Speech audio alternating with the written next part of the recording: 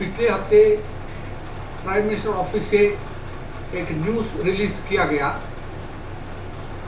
भारत देश में 1950 से 2015 तक हिंदू पॉपुलेशन 8% कम हो गया है और मुस्लिम पॉपुलेशन 47% बढ़ गया है।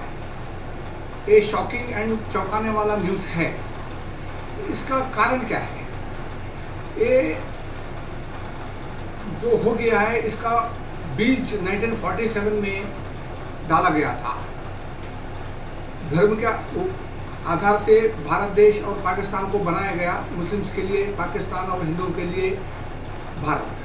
लेकिन पार्टीशन होने के बाद गांधी जी ने मुस्लिम्स को पाकिस्तान जाने से रुका दिया और जो 97% मुस्लिम्स पाकिस्तान के लिए वोट किए थे वो भारत देश में वापस रह गए। इसके बाद नेहरू जी ने बहुत सारे कानून को पास किया। आर्टिकल 370 हो या मुस्लिम पर्सनल लॉ, मुस्लिम के लिए उनका धर्म के आधार के ऊपर कुरान और शरिया के ऊपर उनका कानून बना के दिया गया। इसके वजह से उनको भारत का क्रिमिनल लॉ बहुत सारे एप्लीकेबल नहीं होता है और हिंदुओं को कानून के अंदर फंसाया गया, लाइक हिंदू कोड बिल और बाकी सब एक्ट्स हिंदुओं के ऊपर ठोक के हिंदुओं को आगे अपना जीवन करना, पॉपुलेशन बढ़ाना बहुत मुश्किल हो गया है। इसके अलावा इंदिरा गांधी ने 1971 में बांग्लादेश का वार किया। वो टाइम में बांग्लादेश से लाखों करोड़ों मुस्लिम्स भारत देश में आके शरणार्थी करके इधर बस गए और इंदिरा गांधी ने सेक्युलर कंट्री करके इसको डिक्लेयर कर दिया और by this time Pakistan Islamic country करके घोषित हो गया, बांग्लादेश भी इस्लामिक कंट्री करके बाद में घोषित हो गया। लेकिन भारत हिंदू देश होना चाहिए था लेकिन सेक्युलर कंट्री रह गया। इसके बाद Waqf act, places of worship act, ऐसा कानून लोकसभा में पास हो गया। इसमें भारतीय जनता पार्टी भी वो एक्ट को सपोर्ट किया था। ये सब कारण की वजह से, स्पेशली मुस्लिम पर्सनों की वजह से, मुस्लिम्स 2-3 बीबियाँ, बहुत सारे बच्चे फ़ायदा किया। उनको सब सब्सिडी दिया गया, उनका जो मदरसा चलाने के लिए उनको सब सुविधा दिया गया। लेकिन हिंदुओं का पाठशाला को बंद किया गया और हिंदुओं को बोला गया आप लोग formal education, western education school में जाओ। और हिंदुओं को बोला गया 2 बच्चे सुखी परिवार, ऐसा करके हिंदी में और सब भाषा में एडवर्टाइजमेंट किया गया। लेकिन मुस्लिम मेजॉरिटी एरिया में उर्दू में ऐसा एडवर्टाइजमेंट नहीं किया गया।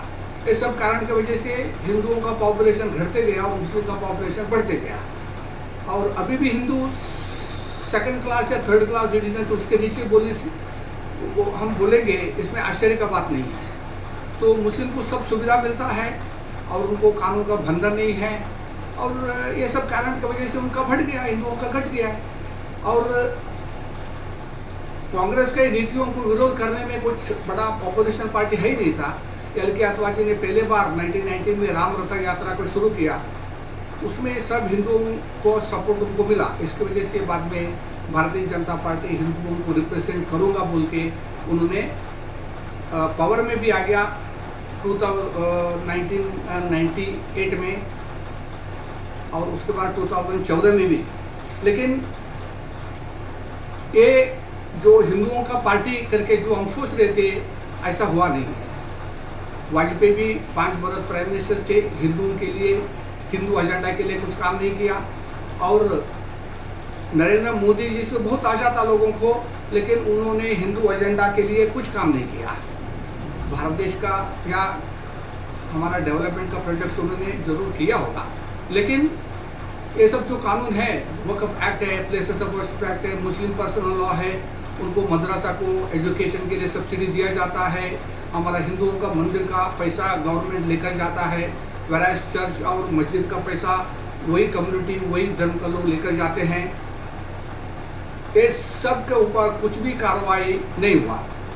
ये राम मंदिर भी जो बनाया हिंदू एजेंडा करके मोदी जी बोल रहे हैं, ये तो मैं एग्री नहीं हूँ, क्योंकि तो सुप्रीम कोर्ट का डिसीजन से राम मंदिर बना है। समझो पार्लियामेंट में लॉ पास करके राम मंदिर बनता था, वो जरूर मैं बोलता था नरेंद्र मोदी ने कुछ किया है। और सेक्शन 370 जो निकाला उससे भी ज़्यादा हिंदुओं को फायदा नहीं हुआ। अभी भी हिंदू जाके उधर बसा नहीं सकते। और जो बर्निंग प्रॉब्लम में हिंदुओं का, ये जो हिंदू कोड बिल है, इसकी वजह से हम लोगों को इतना सारे रेस्ट्रिक्शंस और कानून बंधन आ गया है। तो हिंदुओं को शादी करना या शादी के बाद तलाक भी देना या बच्चा पैदा करना बहुत डिफ़िकल्ट हो गया है। हर चीज़ के लिए पुलिस कंप्लेंट और कोर्ट में जाना पड़ता है।